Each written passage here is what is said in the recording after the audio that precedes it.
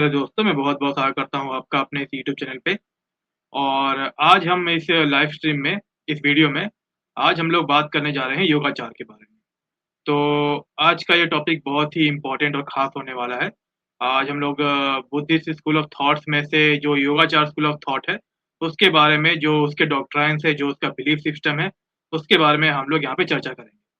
तो आगे बढ़ने से पहले मैं सिर्फ़ एक अनाउंसमेंट करना चाहूँगा आप लोगों के सामने कि आज शाम को 5 बजे मैं एक क्यू&ए का लाइव स्ट्रीम रख रहा हूँ, क्वेश्चन्स एंड आंसर्स को लेकर के।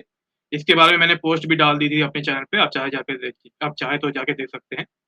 तो अगर किसी को भी कोई भी डाउट होगा, मेरे जो भी वीडियोज़ जिन लोगों ने देखे हैं, उनको अगर किसी का भी डाउट हुआ होगा किसी भी टॉपिक को लेकर के, तो वो आकर के उस लाइव स्ट्रीम में मुझसे पूछ सकता है, ठीक है? तो ये लाइव स्ट्रीम आज शाम को 5 बजे होने वाली है, इंडियन स्टैंडर्ड टाइम के अकॉर्डिंग। तो ज़रूर आइएगा उस लाइव स्ट्रीम में और मुझसे अपने जो भी डाउट वगैरह हैं, वो सब क्लियर करवा लीजिएगा, ठीक है? तो इसी के साथ हम लोग आगे बढ़ते हैं। तो यहाँ पर आपके सामने ये पीडीएफ खुली हुई है और यहाँ पे हम लोग योगाचार बुद्धिज़्म के बारे में, जो भी उसका ओरिजिन हुआ है, जो भी इसका डिक्लाइन हुआ है, उसके बारे में हम लोग बात करेंगे, ठीक है? तो मैं आगे बढ़ता हूँ और मेरे साथ आप पूरी तरह से फ़ॉलो कीजिएगा कि Yogachara, one who practice yoga meditation is the second of the two main philosophical schools of Indian Mahayana Buddhism. तो अब योगाचार के बारे में अगर बहुत से लोगों को, किसी को भी अगर हिस्ट्री नहीं पता है, तो योगाचार असल में जो माध्यमिक स्कूल ऑफ थॉट था, जो कि महायान का ही एक ब्रांच रहा, उसमें ही एक दूसरा स्कूल ऑफ थॉट भी था जिसको हम लोग कहते हैं योगाचार, ठीक है? तो अगर आपने बहुत सारे बुद्धिस्ट चैनल देखे होंगे, तो उसमें आपको ये नाम अक्सर सुनाई दिए होंगे कि एक तो नागार्जुन का नाम सुनाई दिया होगा और एक था असंग और वसुबंधु। ओके, तो असंग और वसुबंधु ये 2 ट्रेडिशनली जैसे कहा जाता है कि ये दोनों असल में ब्राह्मण घर में पैदा हुए थे, ठीक है? लेकिन बाद में ये किसी बुद्धिस्ट से हारने की वजह से ये लोग कन्वर्ट हो गए, ठीक है? तो महायान में ये लोग कन्वर्ट हो गए क्योंकि उनका एक डिबेट हुआ था एक बौद्ध भिक्षु से, जो कि महायानी था। उससे उनकी पराजय हो गई थी, तो फिर उन्होंने डिसाइड किया कि हम भी बौद्ध बन जाएँगे। ओके, तो इसके बाद क्या होता है कि वो फिर से अपना एक योगाचार वाला स्कूल को खड़ा करते हैं और इस ये योगाचार स्कूल अपने टाइम में थोड़ा बहुत फेमस रहा, लेकिन ये स्कूल ऑफ जो थॉट है, ये ज़्यादा समय तक चल नहीं पाया, ठीक है? तो इसके बारे में ये मैं पूरी तरह से मैं आपको आज एक हिस्ट्री बताने वाला हूँ। तो ये थोड़ा-सा ब्रीफ में मैंने आपको बताया कि योगाचार के फाउंडर्स कौन थे।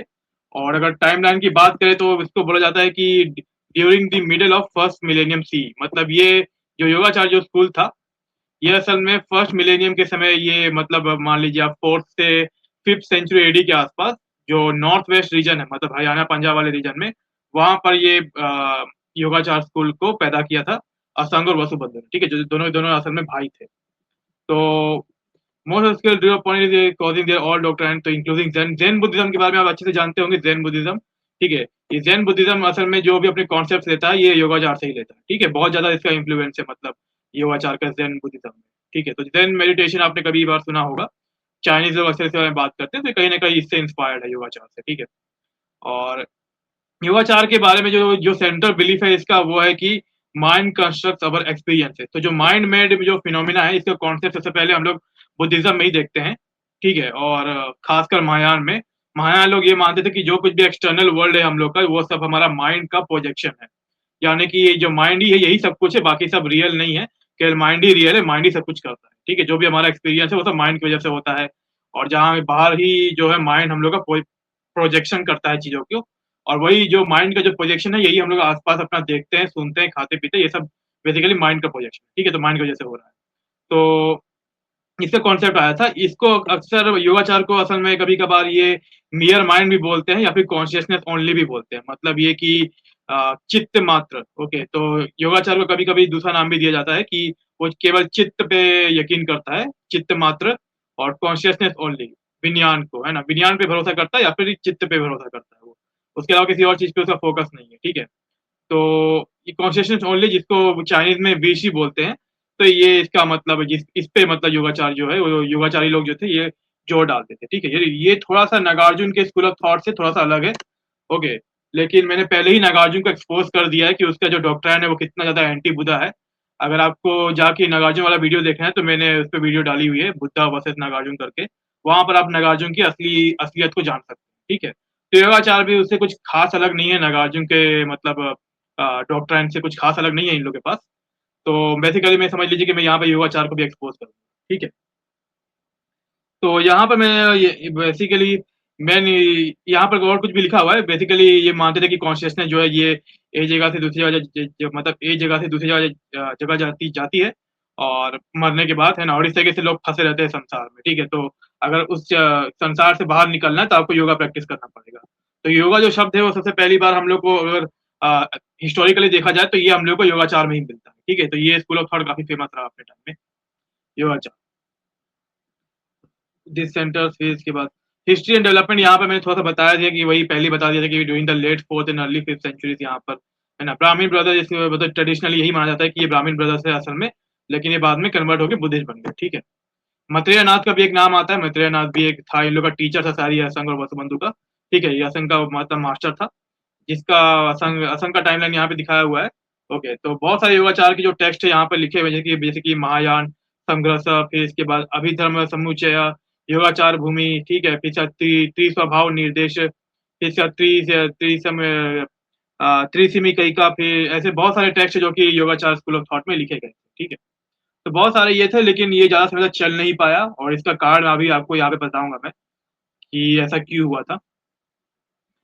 अगर चाइना की बात करें तो योगाचार सिस्टम जो था ये चाइना में भी घुसा ही है। ठीक है, अर्ली फिफ्थ सेंचुरी सी में गया था ये, मतलब लगभग 1500 साल पहले योगाचार का जो सिस्टम था ये चाइना तक पहुंचा था। ठीक है, और वहां पर इसे ट्रांसलेट किया गया था, जैसे कि एक लंकावतार सूत्र है।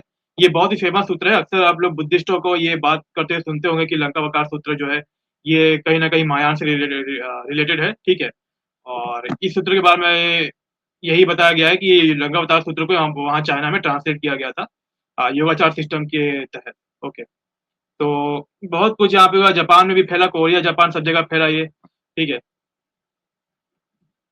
और ये basically subjective thought the external phenomena we see are product of our own mind. तो बेसिकली योगाचार ये फिर जो भी माइंड वाले ये लोग हैं, इनका बेसिक जो प्रिंसिपल है यही है, बेसिक टीचिंग यही है कि external phenomena we see are a product of our mind.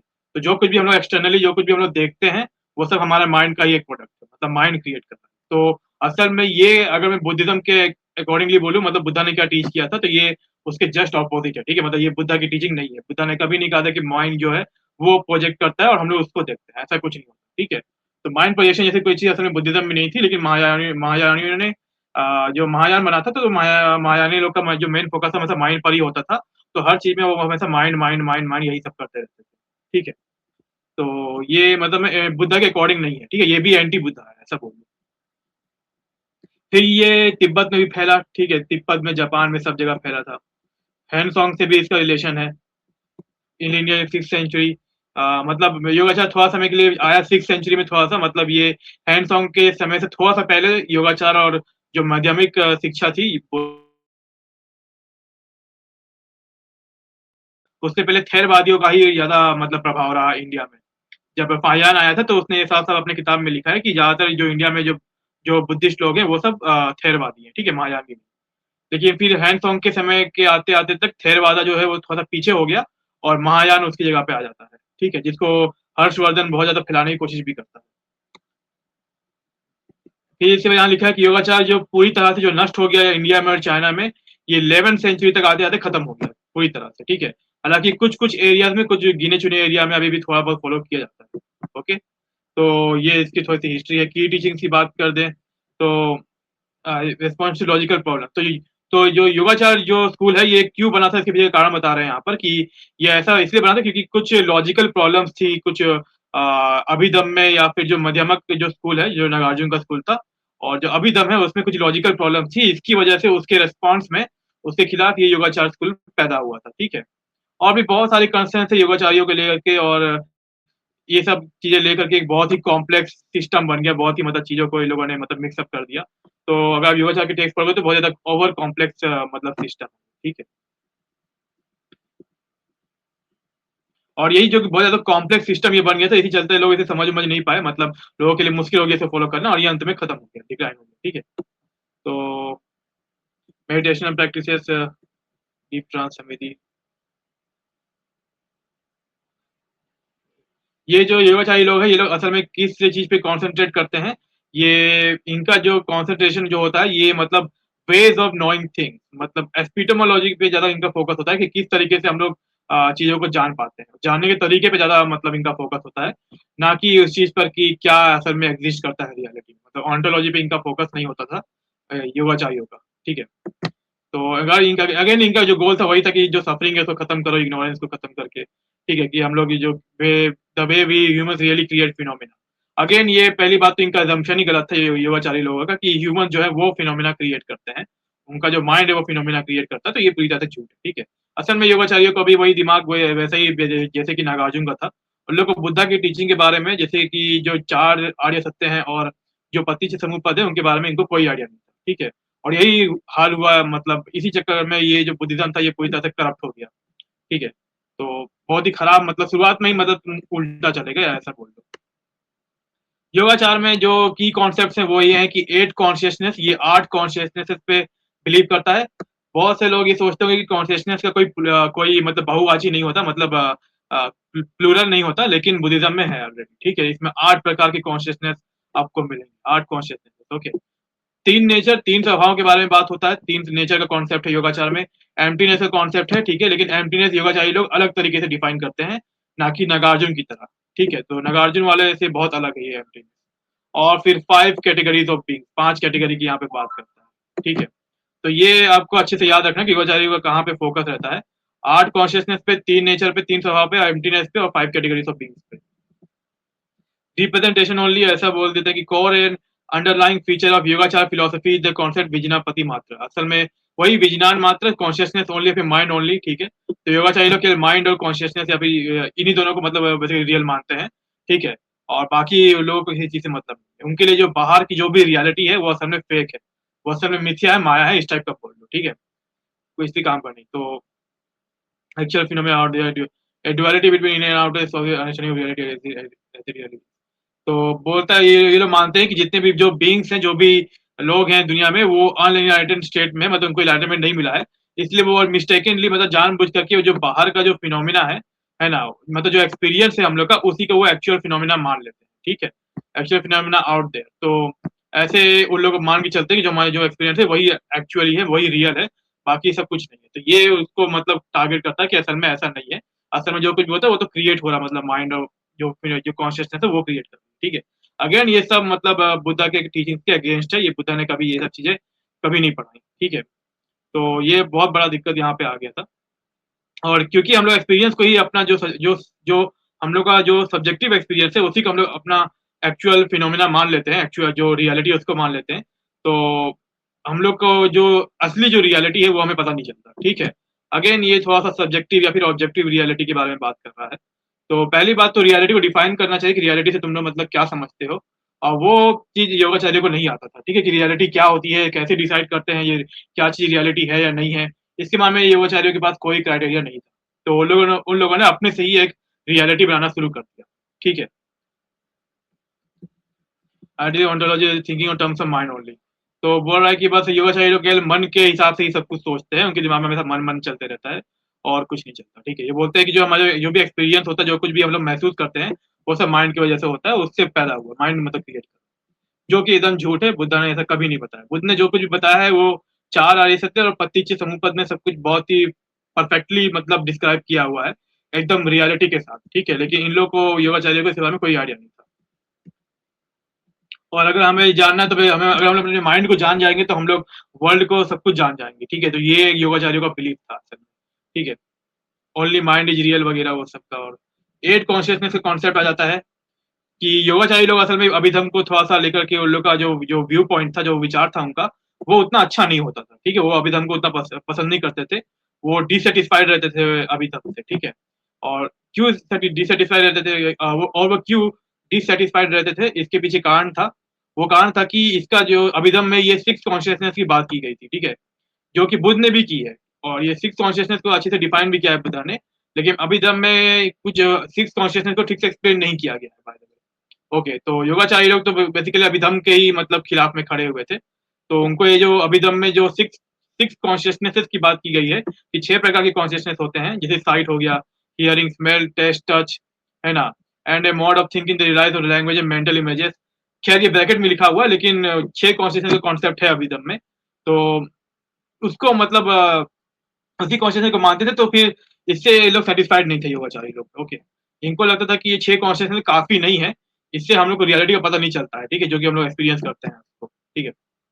तो अमॉन्ग द ट्रबलिंग प्रॉब्लम्स, तो क्या-क्या प्रॉब्लम्स मतलब योगाचारी को थी, यहाँ पे प्रॉब्लम लिखा हुआ है। If this 6 consciousness disappear at death, okay, तो अभिधम वाले लोग का ये मानना था कि जो कॉन्शियसनेस जो है, जो कॉन्शियसनेस है, वो भी इम्पर्मानेंट है, ओके, मतलब वो भी इम्पर्मानेंट है, तो वो भी सारे के सारे ये गायब हो जाते हैं, मतलब खत्म हो जाते हैं, ठीक है? तो अगर ऐसा हो जाता है, तो फिर how is one karmic load and perhaps other past experiences transfer from one life to the next, तो किसी को किसी का कर्म का फल कैसे मिलेगा अगर कुछ बच ही नहीं रहा है तो, ठीक है? अगर सब कुछ खत्म हो जा रहा है, यहाँ तक कि कॉन्शियसनेस भी खत्म हो जा रही है, तो जब एक जगह से दूसरी जगह, जैसे कि बुद्धिज्म में इस कॉन्सेप्ट रहा है कि 31 लोग का उसमें कॉन्सेप्ट रहा है कि मरने के बाद जो हमारा जो चित्त है, वो अलग अलग लोगों में जाता है, ठीक है? कभी उस लोग में चल देगा, कभी वो नरक में चल देगा, बहुत सारा ऐसे है ऐसा, ठीक है? लेकिन वो ये भी बोलते थे कि जो कॉन्शियसनेस है वो इम्पर्मानेंट है, असल में ये फोकस उन लोग का वही रहता था। तो यहाँ पर एक कॉन्फ्लिक्ट इन लोग को नजर आता था, मतलब योगाचारी लोग को, कि अगर कॉन्शियसनेस भी इम्पर्मानेंट ही है और वो भी मतलब डिसअपियर खत्म हो ही जाता है डेथ के बाद, तो फिर जो कार्मिक जो लोड है, मतलब जो कर्म का जो फल है और जो भी उसे जो पास्ट एक्सपीरियंस है, वो आखिर ट्रांसफर कैसे होगा वन लाइफ से लेकर नेक्स्ट तक, ठीक है? तो यहाँ पर कुछ मतलब एक तरीके से एक गलत एजम्पशंस के ऊपर पूरी तरह से एक कॉन्फ्लिक्ट यहाँ पे क्रिएट हो गया है, ठीक है?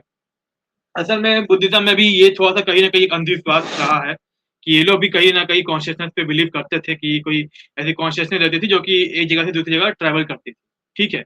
और इसी चीज़ के ऊपर ये बहुत लोग आपस में फिर लड़ना-झगड़ना शुरू कर दिए। Where is the knowledge that we gain at a time forgot stored, तो जो नॉलेज है जो हम लोग गेन करते हैं वो हम लोग भूल जाते हैं कभी-कभार, तो वो कहाँ पे जाके स्टोर होती है? कहीं पे स्टोर भी होती है कि नहीं होती है? पहली बात तो योगाचार्यों को यही पूछना चाहिए था, लेकिन उन लोग का ये सवाल था कि जब भी हम लोग कोई नॉलेज हम लोग गेन करते हैं और उसको हम लोग भूल जाते हैं, तो स्टोर कहाँ पे होती है? ठीक है? ये सवाल असम्पशन पे बेस्ड है कि कोई जगह हो गई है हमारे माइंड में जहाँ पे जाके वो स्टोर होता हो, ठीक है? तो एक असम्पशन बेस्ड क्वेश्चन है, ठीक है? How are we able to retrieve this information, अगर कोई इन्फॉर्मेशन और भूल जाते हैं तो उसको रिकॉल कैसे करें, कैसे हम लोग उसको पता करें दोबारा से? ओके, तो ये भी एक सवाल था योगाचारी लोग का। How does the mind divide experiences into good and bad mode of activity, तो हमारा जो माइंड है वो कैसे किसी चीज़ों को मतलब गुड और बैड में मतलब डिवाइड करता है, ठीक है? एक्सपीरियंस को। माइंड को कैसे पता चलता है कि ये एक्सपीरियंस अच्छा है, ये एक्सपीरियंस गंदा है, ठीक है? ये भी इनका एक प्रॉब्लम था। How is that we are able to maintain cognitive awareness of anything at all, तो हम लोग जो भी कॉग्निटिव अवेयरनेस, मतलब हम लोग जो कुछ भी लोगों चीज़ों के बारे में जो अवेयर हम लोग को जो भी अवेयरनेस हमारे अंदर होती है चीज़ों को लेकर के, है ना? जैसे कि मैं यहाँ बैठा हूँ तो मुझे अवेयरनेस है कि मैं कहीं बैठा हूँ, मैं यूट्यूब चैनल में ये वीडियो डाल रहा हूँ, तो ये इन सब मैं बोल रहा हूँ, ठीक है? और मुझे ये भी अवेयरनेस है कि आप लोग सुन रहे होंगे उधर बगल से, आप लोग इसको बाद में सुनोगे, मतलब है ना, मेरे वीडियो को। तो ये सब जो अवेयरनेस है, ये आखिर कहाँ से आ रही है, ठीक है? कैसे, मतलब ये पॉसिबल कैसे हो रहा है? ठीक है, हमारे अंदर ये अवेयरनेस कहाँ से आ रही है? तो ये इनका कुछ सवाल था ये, जो ये पूछते रहते थे। Specially when the six consciousness become dormant when we sleep और आर इन कोमा, तो इनका ये भी मानना था कि जो सिक्स कॉन्शियसनेस है, 6 प्रकार की जो कॉन्शियसनेस है वो डोरमेंट हो जाती है, मतलब वो इनएक्टिव हो जाती है, ठीक है? ऐसा ये लोग मानते थे, ठीक है? तो जब हम लोग स्लीप में रहते हैं, जब हम लोग कोमा में रहते हैं, तो फिर हम लोग किसी चीज़ के बारे में अवेयरनेस कैसे मेंटेन कर पाते हैं, ठीक है? तो वो उस ये भी उनका सवाल था ये। And if there is no I, अगर कोई सेल्फ नहीं है, मतलब कोई आई नहीं है, जो कि ऑब्वियसली बुद्धिज़्म का सबसे मेन डॉक्ट्रिन नहीं है कि अनंत, है ना? अनित्य, दुःख, अनंत, ये जो माना जाता है, तो नॉन सेल्फ का डॉक्ट्रिन है कि and if there is no I, how do we interact with our surrounding environment, तो हम लोग इंटरैक्ट कैसे कर रहे हैं अपने सराउंडिंग एनवायरनमेंट में? ये जो इंटरैक्शन जो हो रहा है, इसी चीज़ को हम लोग बोलते हैं पतिच्य समुप्पद।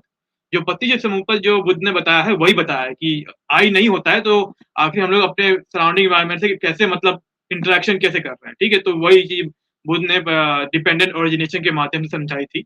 लेकिन योगाचार्यों को इसके बारे में कोई नॉलेज नहीं था, ठीक है? क्योंकि अभिधम भी उतना ही मतलब खराब किताब है, उसमें भी ज़्यादा ये फोर नोबल ट्रूथ्स और या फिर पति के समुपत पे कुछ खास उसमें डिस्कशन नहीं किया गया था, ठीक है? तो वही जो डाउट रहा अभिधम में, जो कुछ भी कमियाँ-खामियाँ थी, उसी के अगेंस्ट में ये योगाचार मतलब स्कूल ऑफ थॉट पैदा हो गया, ठीक है? तो जो योगाचारी बुद्धिस्ट थे, इनका रिस्पॉन्स है, इन लोगों ने एक रिस्पॉन्स दिया इसके खिलाफ, मतलब ये खुद से ही मतलब एक जवाब बनाना शुरू किया इन लोगों ने, कि उन लोगों ने एक और सबकॉन्शियस लेयर को माइंड में ऐड कर दिया, like this was to add a subconscious layer to our mind, तो लोगों ने क्या एज्यूम कर लिया कि माइंड में हम लोग एक और सबकॉन्शियस लेयर को ऐड कर देते हैं, ठीक है? इससे सारा प्रॉब्लम सॉल्व हो जाएगा, ऐसा इनका मतलब तरीका था। सेवंथ एंड एट्थ कॉन्शियसनेस, तो इस तरह के जो भी प्रॉब्लम थे, इसे डील करने के लिए योगाचार्यों ने सेवेंथ और एट्थ कॉन्शियसनेस, मतलब 2 और कॉन्शियसनेस को इन लोगों ने ऐड कर दिया, ठीक है? तो ये और फिर उनका कॉन्सेप्ट ये रहा कि जो सेवंथ कॉन्शियसनेस है, ये मतलब एट कॉन्शियसनेस से ये जुड़ा रहता है और इसको उसी को एज्यूम कर लेता है कि यही एक्चुअल सेल्फ है, ठीक है? जैसे कि आत्मा या फिर कोई इम्यूटेबल एसेंस, कुछ एलिमेंट, कोई बिंदु ऐसा, है ना? तो उसी को सेल्फ एज्यूम कर लेता है, ये 2 कॉन्शियसनेस की वजह से ऐसा होता है, ठीक है? With the consequence that their assumption is the source of extreme self-centeredness and selfishness in human beings.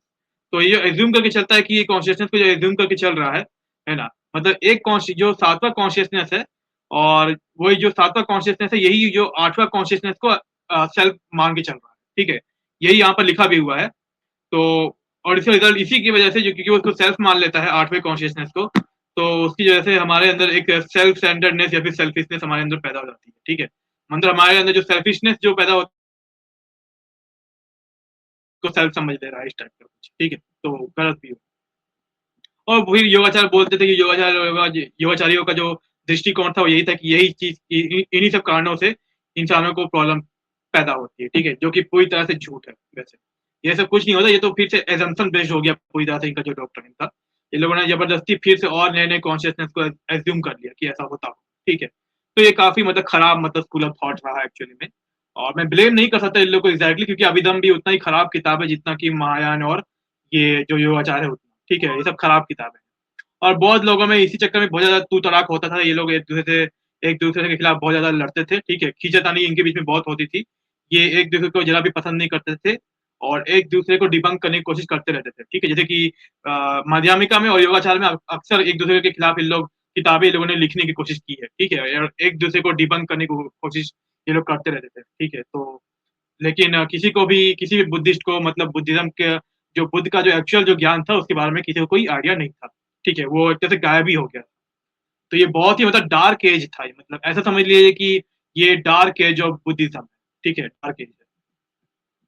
जो 8वां कॉन्शियसनेस है जिनको इन्होंने माना है ये कोई रिसेप्टेकल है to be the related karmic energy of past and present habitual tendencies और ingrained dispositions are perfumed into a store. तो ये जो 8वां कॉन्शियसनेस है इसको लोग स्टोर कॉन्शियसनेस बोलते थे कि ये कोई स्टोर कर लेता है, ठीक है? ये कोई 8वां कॉन्शियसनेस है।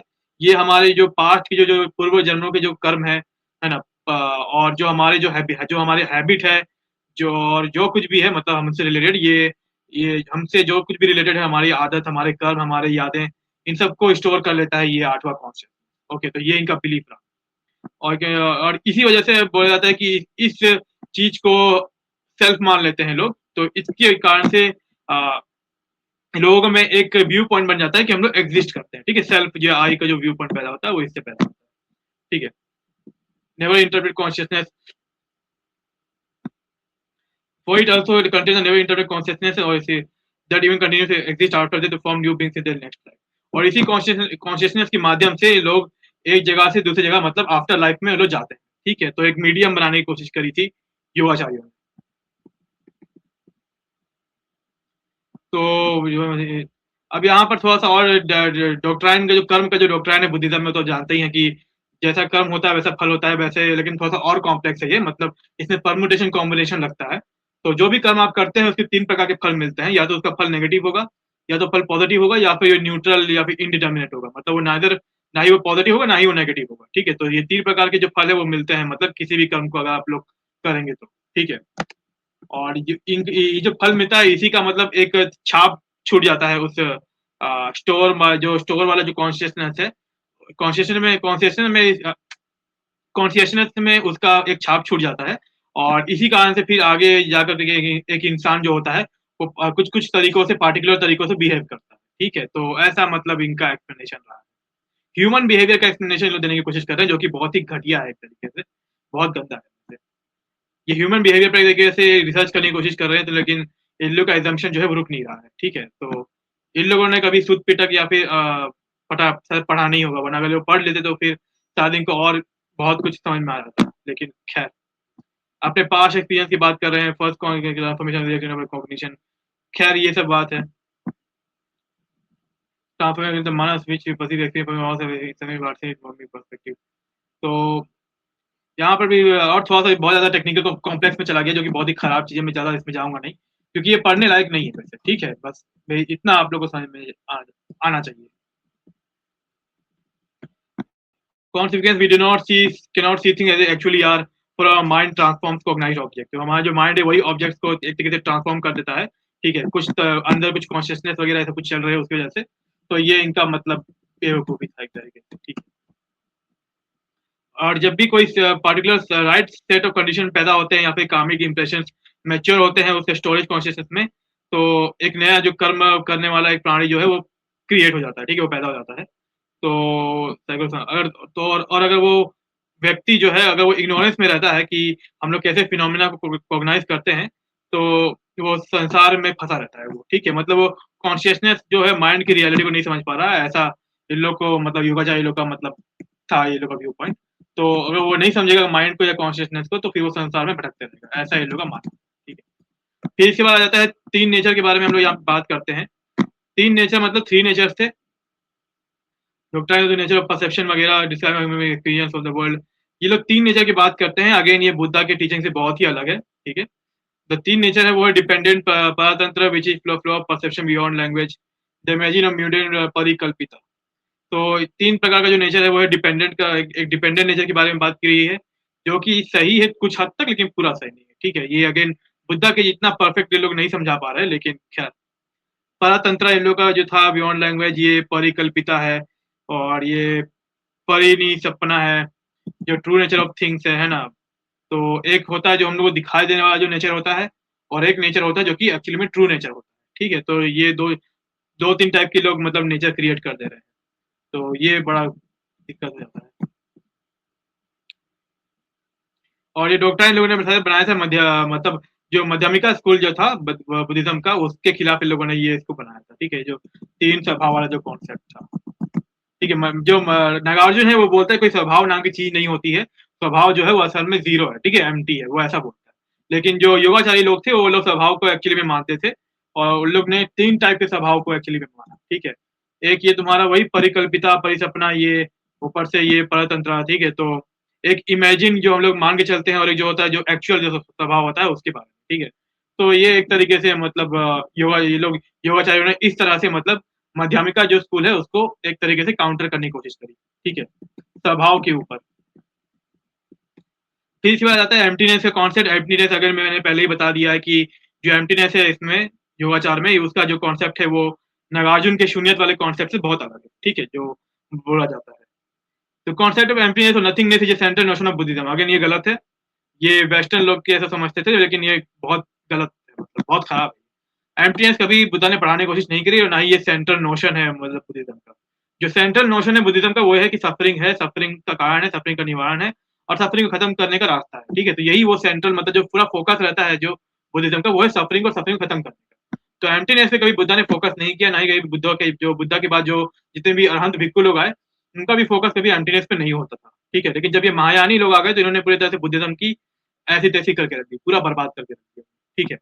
और इन्हीं सब बर्बादियों की वजह से अंत में जो बुद्धिज्म है वो इंडिया से खत्म हो जाता है, ठीक है, लगभग आज से 700-800 साल पहले, ठीक है।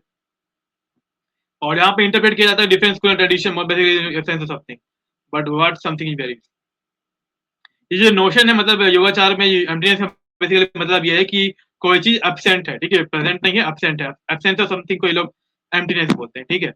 But what that something is very, for the Madhyamika, all composite things are empty because they are like conditionally are mere appearances. Okay. तो असल में ये अगेन ये जो लाइट लिखा है ये भी पूरी तरह से गलत है, क्योंकि जो मध्यमिका लोग थे ये लोग पूरा एम्प्टी ही एम्प्टी मानते थे, ठीक है, मतलब हर चीज एम्प्टी ही एम्प्टी है, कुछ है ही नहीं, एम्प्टीनेस में भी एम्प्टी है। तो ये मध्यमिका लोग वाले लोग मतलब मान के चलते थे, जिसकी वजह से वो एक नाहिलिज्म में कन्वर्ट हो जाता है कि इन लोगों ने हर चीज को मतलब एक तरीके से निगेट कर दिया, ठीक है, मना कर दिया कि ये तो एम्प्टी है, अंदर बाहर सब जगह, ठीक है, जो कि बुद्धा कभी नहीं बोलते थे। लेकिन योगाचार्यों को भी नागार्जुन के इस डॉक्टर में काफी प्रॉब्लम लगता था, तो उन लोगों ने एम्प्टीनेस को मतलब अलग तरीके से इंटरप्रेट किया, ठीक है। As a consequence they are divided by essence और सेल्फ नेचर। सेल्फ नेचर जैसे कोई चीज नहीं है, स्वभाव जैसे कोई चीज नहीं होती है ना। तो ये नागार्जुन का बोला हुआ था, योगाचारी लोगों ने इसके खिलाफ मतलब थोड़ा सा एक तरीके से विद्रोह किया, ठीक है, और बोला कि नहीं, उन लोगों ने फिर से री इंटरप्रेट कर दिया एम्प्टीनेस को, बोलने के लिए कि why the construction of the non existent is empty of a subject object duality. Again जो कंस्ट्रक्शन जो होता है नॉन एग्जिस्टेंट का, जो वो एम्प्टी होता है मतलब, है ना, उसमें कोई ड्युअलिटी नहीं होती है, ऐसा वो लोग बोलते हैं, है ना। जो नॉन एग्जिस्टेंट होता है उसमें तो एम्प्टीनेस होती ही होती है।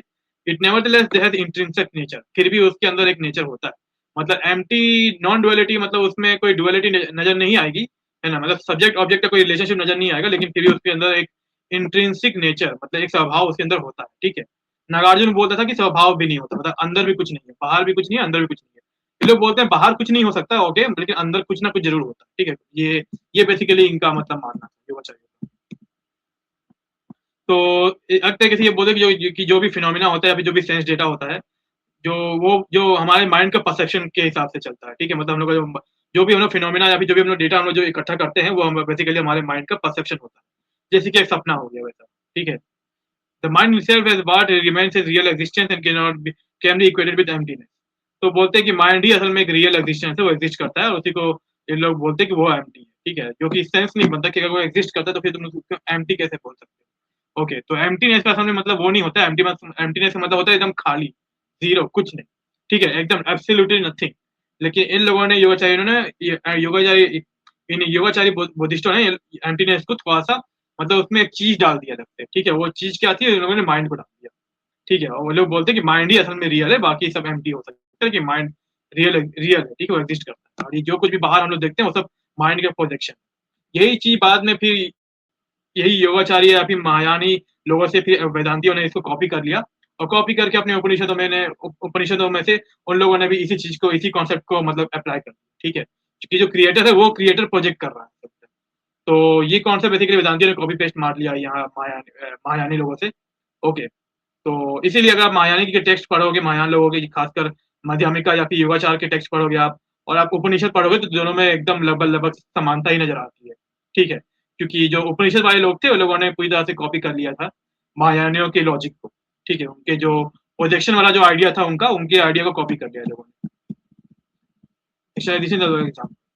फिर इसके बाद आ जाता है हमारे पास दी 5 कैटेगरीज़ ऑफ बीइंग, 5 प्रकार के जो जीव हैं, असल में असल में ये थोड़ा-सा अगेन जो दूसरे जो माध्यमिक स्कूल है या फिर दूसरे जो महायान के स्कूल हैं, उसके हिसाब से योगाचारी लोग कुछ बिलीव नहीं करते हैं। मतलब उसके हिसाब से जैसे कि बहुत सारे महायानी लोग ये मानते थे कि हमारे अंदर एक बुद्धा नेचर होता है ना? हम पहले से बना हुआ हमारे अंदर एक बुद्धा नेचर होता है, ठीक है? जो कि बहुत बड़ा झूठ है। बुद्धा नेचर किसी के अंदर होता नहीं है, लेकिन ये महायानी लोग मानते थे पहले से, ठीक है? जो कि बहुत ही गलत था, लेकिन ठीक है, बुद्धिज़्म पूरी तरह से बर्बाद हो गया तो उस समय तक तो फिर क्या ही बोलना। योगाचारी लोग लेकिन बिलीव नहीं करते थे कि किसी भी के अंदर हमारे अंदर कोई पहले से ही कोई बुद्धा नेचर होता है, ठीक है? योगाचारी लोग इस चीज़ पे बिलीव नहीं करते थे। इससे बल्कि बल्कि वो किस चीज़ पे बिलीव करते थे कि हमारे जो हमारे अंदर कुछ बीज होते हैं, हमारे अंदर कुछ इन्नेट मतलब हम लोग के अंदर कुछ बीज होता है पहले से, ठीक है? हर किसी के अंदर अपना उसका खुद का बीज होता है जिसकी वज़ह से वो एक स्टेट ऑफ एनलाइटनमेंट में उन लोग यहाँ पे एग्ज़िस्ट करते हैं, ठीक है? मतलब वो अलग-अलग स्टेजेस ऑफ एनलाइटनमेंट में मतलब पहुँचते हैं। मतलब क्या किया इन योगाचार्यों ने क्या किया? इन योगाचार्यों ने एनलाइटनमेंट के ही अलग-अलग टाइप्स बना दिए। एनलाइटनमेंट के मतलब अलग-अलग उसको क्लासिफाई कर दिया। मतलब उसके अलग-अलग एक्स, वाई, जेड करके के मतलब अलग-अलग टाइप्स के एनलाइटनमेंट इन लोगों ने कॉन्सेप्ट पैदा कर दिया, जो कि इतना गंदा था कि इसको किसी भी बुद्धिस्ट स्कूल ने किसी ने एक्सेप्ट नहीं किया, सबने रिजेक्ट मारा इसको कि एनलाइटनमेंट तो भाई फाइनल अल्टीमेट गोल है। तुम अल्टीमेट गोल को ही कैसे अलग-अलग टाइप का बोल सकते हो? उसका कोई सेंस नहीं बनता बोलने का, ठीक है? तो ये लोगों ने बेसिकली 5 वेयरिंग से 5 प्रकार के लोगों ने बोल दिया कि 5 प्रकार के एनलाइटनमेंट होते हैं, ठीक है? तो ये बहुत गंदा था और इसका ये बहुत ही खतरनाक कॉन्सिक्वेंस हुआ है इसका कि योगाचारी स्कूल जो थे, जो योगाचारी बुद्धिस्ट थे, वो लोग खुद ही आपस में इस चक्कर में भिड़ गए एक-दूसरे से, ठीक है? कि अलग-अलग स्टेज ऑफ एनलाइटनमेंट कैसे हो सकता है, ठीक है?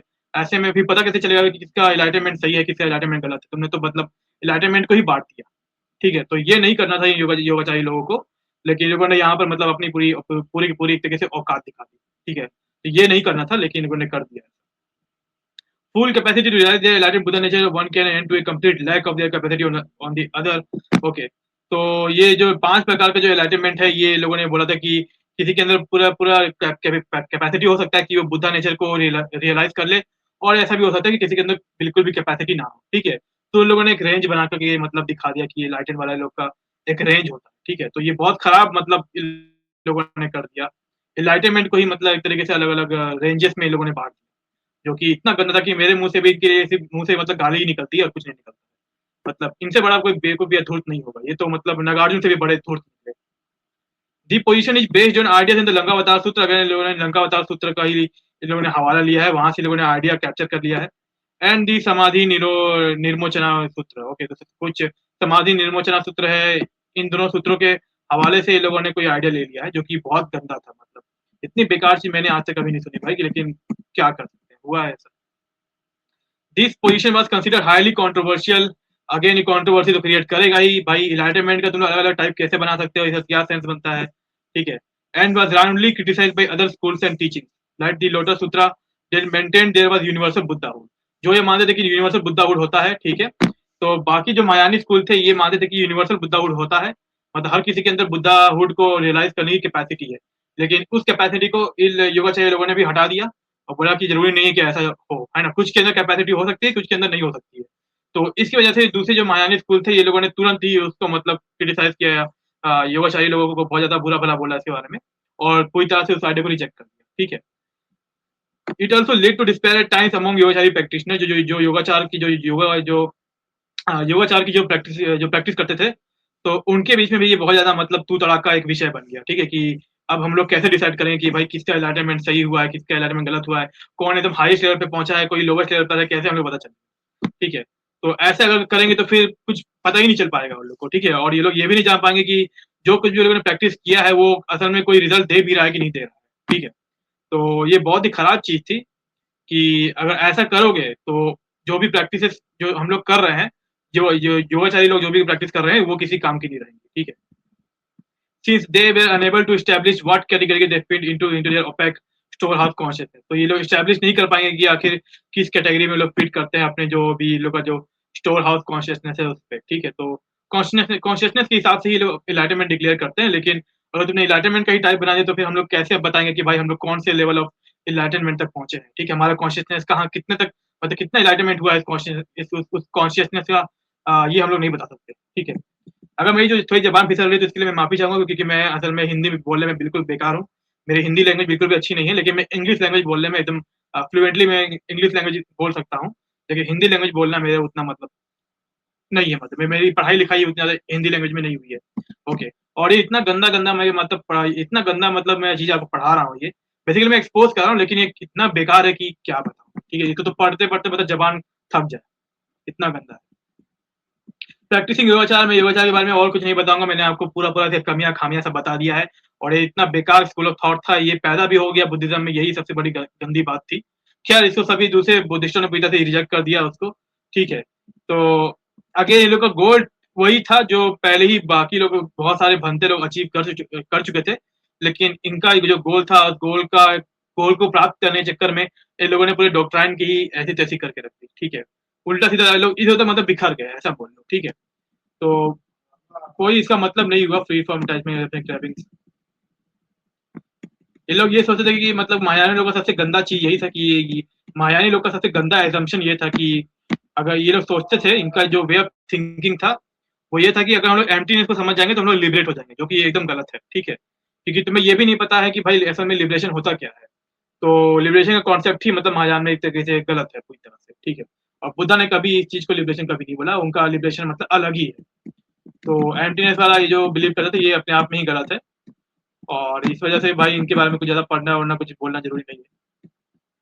असल में महायानी लोग मतलब बुद्धिस्ट कहलाने के लिए लायक भी नहीं है। मैंने पहले ही बताया कि महायानी मतलब वो असल में वो एंटी बुद्धा टीचिंग है, ठीक है? मतलब महायानी लोगों को हम लोग को बुद्धिस्ट भी नहीं बोलना चाहिए, उनको हमें बोलना चाहिए एंटी बुद्धिस्ट, ओके? मतलब एंटी मतलब क्योंकि बुद्ध के टीचिंग्स को पूरी तरह से बिगाड़-उगाड़ के खत्म-वत्म करके पूरा एक अपना ही एक अलग सिस्टम इन लोगों ने बना के रख दिया, ठीक है?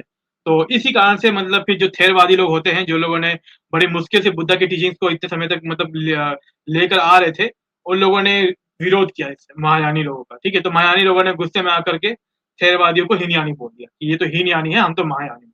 तो ऊँच-नीच दिखाने की कोशिश कर रहे थे ये लोग पहले से, ठीक है? ऊँच-नीच मतलब दूसरे को नीचे दिखाना, खुद को ऊँचा दिखाना। तो बहुत लोग आपस जो बुद्धिस्ट लोग हैं, ये लोग आपस में ही एक-दूसरे से कुत्ते-बिल्ली की तरह लड़ने लग गए। और जब लोग आपस में ही कुत्ते-बिल्ली की तरह लड़ने लगेंगे तो फिर इसका नतीजा यही होगा कि अंत में सब कुछ खत्म हो जाएगा, ठीक है? कोई तुम्हें बचाने आएगा नहीं, तुम्हारे अंदर कोई यूनिटी नहीं होगी और कोई भी आके तुम्हें मतलब पेल के चला जाएगा। है ना? तो पेल देगा तुम्हें और तुम बचोगे नहीं और वही हुआ। इंडिया में पूरी तरह से बुद्धिज़्म खत्म हो गया, ठीक है?